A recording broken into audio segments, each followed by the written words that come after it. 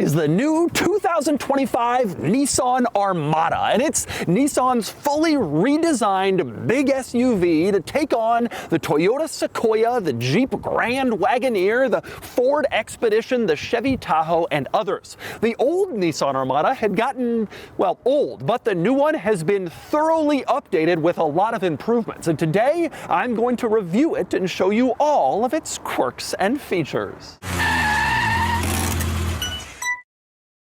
Before we get started, are you ready for your next cool car? Sell your enthusiast car on Cars and Bids. Trading in your car to dealers means you aren't getting market value for your car, leaving you with less cash for your next fun car. Just look at our recent sales of these cool cars compared to current trade-in value. This is a trade-in offer, and this was the Cars and Bids result. This is a trade-in offer, and this was the Cars and Bids result. This is the trade-in offer, and this is the Cars and Bids result. Get started now on carsandbids.com.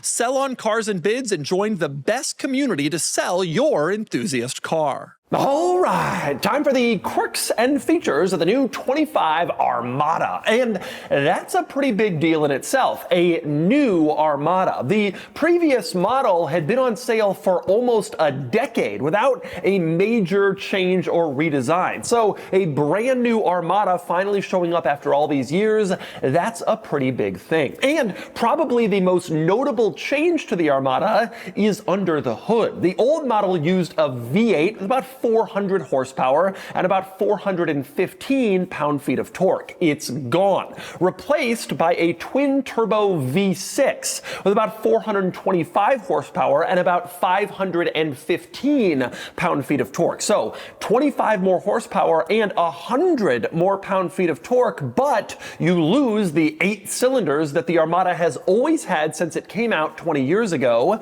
for the V6 instead. Now, fuel economy is expected to improve with this engine change, but exact EPA fuel economy figures haven't yet come out. However, the luxury version of the Armada, the Infiniti QX80, is already on sale. It's already been fuel economy rated at 18 miles per gallon, which is better than the 16 miles per gallon in the old V8 Armada. It's not a huge improvement, but I'd expect the new Armada to have roughly the same fuel economy as the QX80, 18 miles per gallon. Now, another big change for the new Armada is this model, the Pro 4X version, which is an off-road oriented trim that wasn't offered on Armada models before. The new Pro 4X is intended to rival other full-size off-roady SUVs like the Toyota Sequoia TRD Pro and the Chevy Tahoe Z71. The Pro 4X is positioned near the top of the Armada model range. The base model Armada starts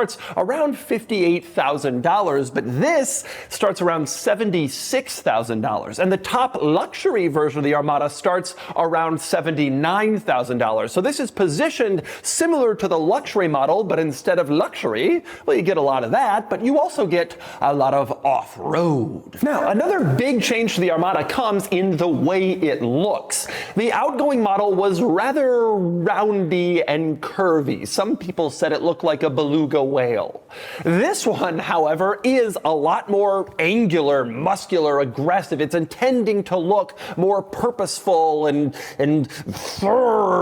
as opposed to the outgoing model. Loses the soft curves and definitely gets more sharper ones. Basically, every angle you look at. It modernizes the car, but it also certainly adds sort of an aggressive element you didn't have in previous Armadas. Now, that's especially true of the off-roady Pro 4X model, this one. You can see this grille looks particularly aggressive and, well, off-roady. That's in comparison to the grille in the Platinum Reserve model, which you can see here, a little bit more luxurified, not intended to be so in your face like you'd get in the off-road version. Same deal with this little side vent. The Pro 4X model has this sort of crosshatch pattern intended to make it look more aggressive and sporty. The Platinum Reserve has more of a luxurious one with chrome trim intended to kind of dial things down. And same deal on the wheels. The Pro 4X has these black sort of angular designed wheels wrapped in all-terrain tires intended to make it more capable off the pavement.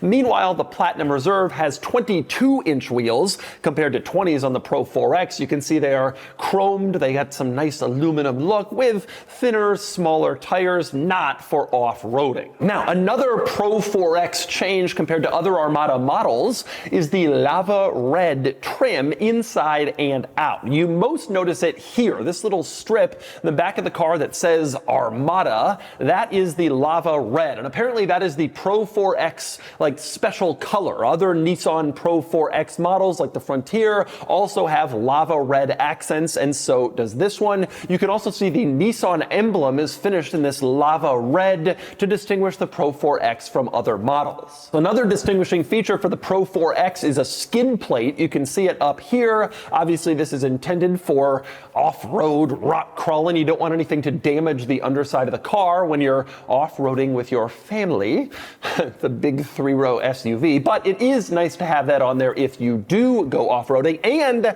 ground clearance is a pretty impressive thing. The Armada has 9.6 inches of max ground clearance, largely thanks to air suspension. Now that's not unique to the Pro 4X. Other models, including the Platinum Reserve, also have air suspension, but if you use it for off-roady purposes, 9.6 inches of ground clearance is a pretty significant number that will take this car pretty far off the pavement. And next we move inside the new Armada, where the interior has been completely redesigned, which is an especially big deal. In fact, it's probably the most important change for the new Armada, because the old one's interior was starting to get pretty old, particularly in terms of technology. This one has a significant improvement. I'll cover that in a second, but first, let's talk buttons. This vehicle will be adored by button lovers because the center control stack is full of them. You can see a lot of buttons, dials, and switches in here. Physical controls, no slideys or haptics, you just have buttons. And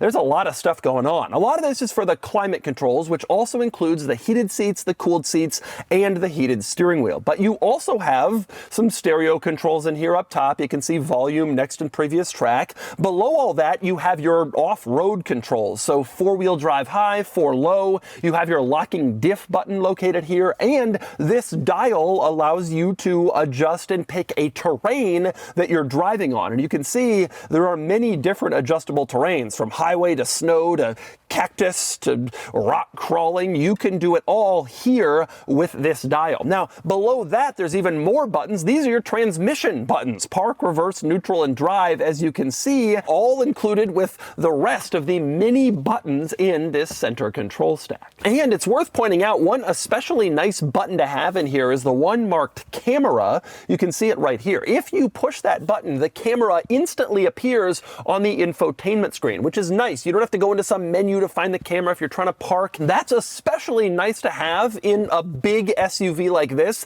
where the camera system can come in handy quite frequently in situations where you're not sure exactly where your corners are. It's nice to be able to just tap that button and go to camera. And the camera system here is pretty impressive. Not only do you have your usual front and rear, but there's also a top-down camera system. You have a 3D camera system that shows all the way around the outside of the car, and you even have an invisible front camera system that essentially makes the front of the car feel and seem invisible, so you know exactly what you're driving over. Exactly, for example, where the lines are in the parking lot at the grocery store, or if you're rock crawling and trying to steer around some rock, you don't want to run over it, you can see exactly the front of your car. That's a pretty good feature in a great camera system. And beyond all that, there's some nice storage solutions in this center console. For one, there's an additional lower part of the center console with more storage down below. So you can put some extra stuff down here and still have access to all of your buttons and your cup holder and your wireless charging pad in the upper part of the center console, which is pretty nice to see, the 2 tiers. You also have a rather large center console storage area under this lid and armrest. Open that, you can see it is quite big, quite deep, and you can put a lot of stuff in there. Now, also worth pointing out, in this center console area, you see a little badge that says since 1951. I guess that's Nissan's attempt at an Easter egg. A lot of brands are doing that, like putting little logos or images all throughout the car for people to find. In this case, this is all you get. I'm sure that Nissan was founded in 1951. It's not the coolest Easter egg, but it's what they have. Now, it is worth pointing out, you do also get a lot of lava red accents carried into the interior, since this is the Pro 4X model. So on the headrest, you can see Pro 4X is stitched right in there, and it's in that lava red trim. Same deal with this line going down the center of the seat, stitched into the seat center, and you can see on the dashboard some more lava red. Also, obviously on the steering wheel, lava red stitching and the Nissan logo. Again, all to tie in that sort of sporty off-road feel of Nissan's lava red Pro 4X color. And by the way, on the subject of materials, it's important to point out the Platinum Reserve model of the new Armada, which I also have on hand, has a really nice interior. You can see the materials are really top-notch, far better than what you get in the Pro 4X, which is more off-roady. The Platinum Reserve is intended to be this luxurious trim, and it really is. The seats look great, the leather, the stitching, there's nice trim, nice materials, basically everywhere you look, and not much in the way of cheap, crappy plastics. This is a nice interior in a nice car. Now, I recently reviewed the luxury version of this car, the Infiniti QX80, and I gotta say, the Platinum Reserve interior is not particularly far off of the QX80. It is basically Infiniti level luxury and quality, and it makes you wonder why someone would even bother stepping up to buy the Infiniti, except for any perceived value that the Infiniti brand name adds. If you don't think that's worth it, you probably get the same level of pretty impressive luxury in the Platinum Reserve. But anyway, I mentioned earlier that the outgoing Armada was pretty low on technology, and this one is a big improvement. So let's talk infotainment. This center infotainment screen is quite large and quite excellent. It really is, and it incorporates a lot of well-known features people are going to love, like Google Maps is integrated into this system, Google Assistant is in here, Amazon Alexa is built into this car's infotainment, and of course Apple CarPlay and Android Auto. So it's got basically everything you'd need. It's also very intuitive and very responsive to your touch, and I personally like the home screen with its widgets, which are obviously configurable to display whatever it is that you want on the home screen, whatever you might find most important. It is a really excellent infotainment system. Kind of a surprise from Nissan, who's never really been the technology leader. This is really good. And it's the same deal with the gauge cluster screen, which is also pretty excellent. This is a full screen, as you can see, and it is quite configurable. You can use it to show a large map display, music, vehicle information, whatever you want, and you can change sizes of that to emphasize or de-emphasize whatever it is that you might want to see. It's all pretty good to have, and again, surprised at the high level of technology inside this car. And on the subject of technology, another important one to point out, the rear view mirror camera. You can see right now it's a rear view mirror, but if you flip this switch, it becomes a camera, a screen projecting from a camera installed in the back of the car, which is great to have, because if you fill this up with 3 rows of people, it can be hard to look through that mirror and see what's behind you. While the camera's back there behind all the people, you don't have to look through them when you're trying to make a lane change. That's a nice feature. And speaking of cameras, another nice feature this car has is a built-in dash cam that projects forward, so if you have an accident, you have footage to prove that you weren't the one at fault. Interestingly, there is also a built-in interior cam, as you can see right here. So if you want to see what's going on with your kids sitting in the back seat, are they fighting, touching each other, shouldn't be, etc., you can look in that interior camera, look back there, and see exactly what's going on without taking your eyes off the road, which is a pretty cool idea. And next we move on to the back seat, the second row in the Armada, which is huge, predictably huge. No surprise it's giant back here. It's a big SUV. You want big interior space, and boy do you get it. A lot of knee room, leg room, hip room, headroom. There's just a lot of space back here. I'm also interested and impressed to see a second row bench seat. The Sequoia TRD Pro, which I own, does not offer a bench in the off-roady version. You have to get buckets. Now, most people prefer second row buckets in a big SUV, but it's still nice to have the option, which the Armada offers. Now, it's worth pointing out that if you do get the second row buckets, you can see here in the Platinum Reserve what it has. 2 seats on the outside, and in the center, a center console with cup holders, and then also charge ports, which actually is pretty nice to have, because in the bench seat second row, the only way you get cup holders is if you fold down the center armrest to access them, which means that if you want cup holders back here, you gotta ditch that middle seat anyway. Still, it's nice nice to have the option for the second row bench, or cup holders. You can kind of decide. Now, other interesting things back here, you have heated rear seats, which is of course a nice luxury, and you have rear seat climate control, which obviously is also nice to have. You can adjust fan speed, temperature, where the air comes out, etc., all for the second row passengers. You also get 2 USB-C charge ports back here, which is nice, and 1 cigarette lighter style outlet for further device charging. Now, one other thing I like in the second row of the Pro 4X is how easy it is to move it out of the way. This latch here, you pull it and the backrest instantly folds down, so you can step on the backrest to climb into the third row. Or if you pull on this latch, the one by the shoulder of the seat, then the entire seat kind of moves forward and keeps its shape, which is nice to see if you have a car seat sitting in the seat. You don't want to take it out so people can get into the third row. The seat actually keeps its shape as it folds forward and up to allow easier third row access. That's a pretty trick way to get into the third row, and it's nice thinking for easy third row access. And speaking of the third row, let's talk through it. For one thing, sizing. You do have 3 seat belts back there for 3 across seating, but it is not particularly large. It's going to be hard to fit 3 people back there, especially 3 adults, and that's also true for legroom. You don't really have all that much back there, but that's pretty common in 3-row SUVs like this. The third row is not intended for large adults for long periods of time, just sort of shorter trips or for children. Now, the third row does have some nice features. You have a USB-C port on each side for charging devices, which is nice, and 2 individual cup holders on both sides of the third row seat. There's actually more cup holders that are easily accessible in the third row than in the second row. With that said, one drawback of the third row is that you lose the lava red accents. You don't have Pro 4X stitched into the headrests like you do in the first 2 rows. You don't have the lava red going down the seats. They cheaped out a little bit back there. First and second row passengers are bathed in lava red luxuries, but the third row has to make do with just your normal stitching. And then you have the cargo area. Open up the tailgate, power operated of course, and you can see into the cargo area, which behind the third row seats is not exactly huge. That again is no surprise. Most of these 3-row vehicles give a lot of their interior space to passenger room, and cargo space suffers a bit. You can get stuff in here, but it isn't massive, and it doesn't come with that cool shelf system that you get in the Toyota Sequoia, where you can sort of set up 2 shelves of stuff if you want to put more items back here, and that's a little bit of a drawback. Now, you do get some extra storage space under the floor in the cargo area. You lift up this lower floor and you can see there's a little extra storage under there, but it's not a huge compartment for massive stuff. Just a few smaller items can go under there. So cargo space with all the seats in place,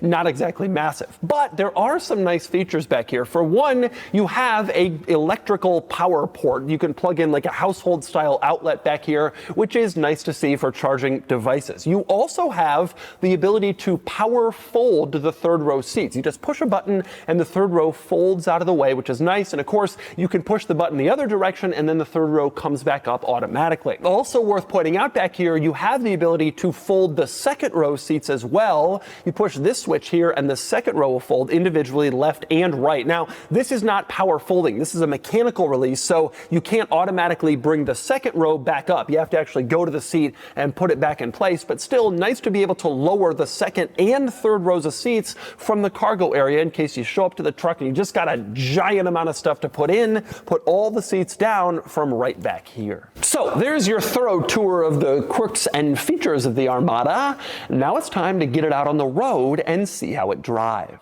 All right, driving the new Armada Pro 4X. And I must say, I am almost uniquely qualified to review this vehicle because my regular car is one of this car's rivals in a very unusual small segment, the off-roader full-size SUV. The Toyota Sequoia TRD Pro is one of my normal daily driver cars. And so I've got about 10,000 miles behind the wheel of this car's closest and newest competitor. And the only other rivals really are the Tahoe Z71 and then the Yukon AT4, which is the GMC version. And then Ford has a off-roader, soft-roader version of the Expedition called the Timberline. But it's not quite as beefy. There's really only 3 close rivals in this segment, which is this, the Sequoia, and the Tahoe.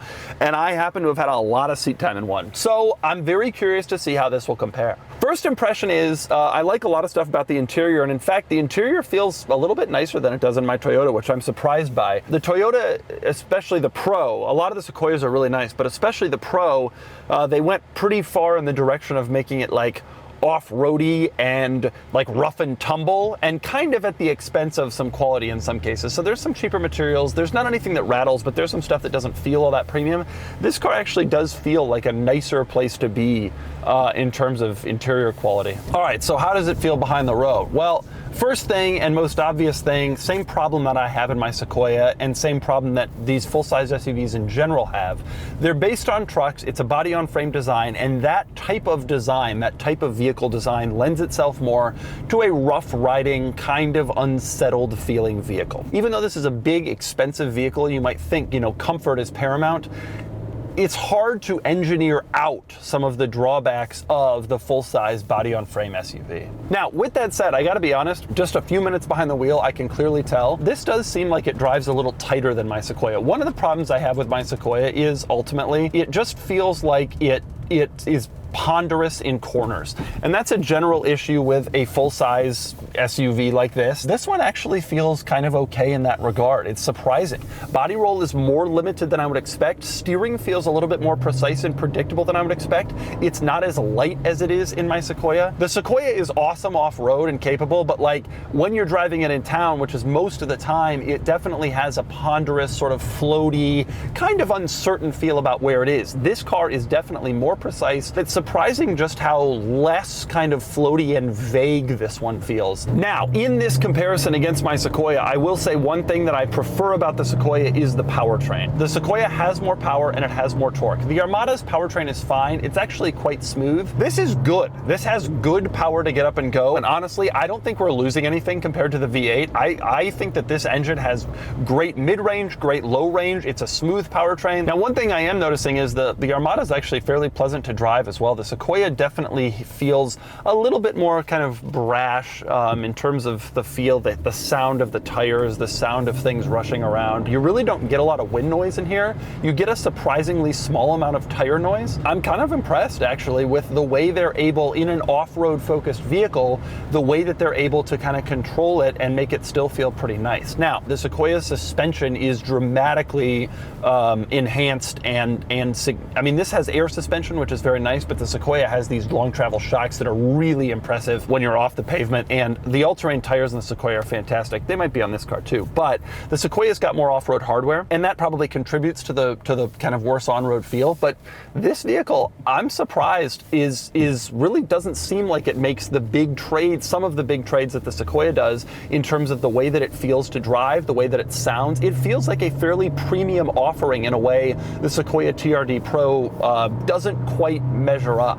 And I think Toyota went a little bit more off-road and Nissan went a little bit more on-road. And frankly, I think on-road is the better choice. I think if most consumers were honest with themselves, they spend most of their time on-road, and they should be willing to give up a little bit of off-road capability for a better on-road experience. I think a lot of consumers in this segment wouldn't want to do that because they want to feel tough, but if they were honest with themselves, it would probably be the better decision. And this vehicle is geared a little bit more for that. Now, one other thing worth pointing out, I have Nissan's Pro Pilot Assist feature working, which is like the adaptive cruise control and driver assist aids. It actually works reasonably well. It slows down, speeds up well in terms of the vehicle in front. I am finding that it isn't quite as good at maintaining a lane as the Sequoia's. I've been pretty impressed with the Sequoia system, how well it does maintaining a lane for you automatically. And I don't think this system is quite as good as that. It's an impressive vehicle and it really checks the boxes. Like I said, I prefer the Sequoia's powertrain a little bit, but otherwise there really is a lot to like here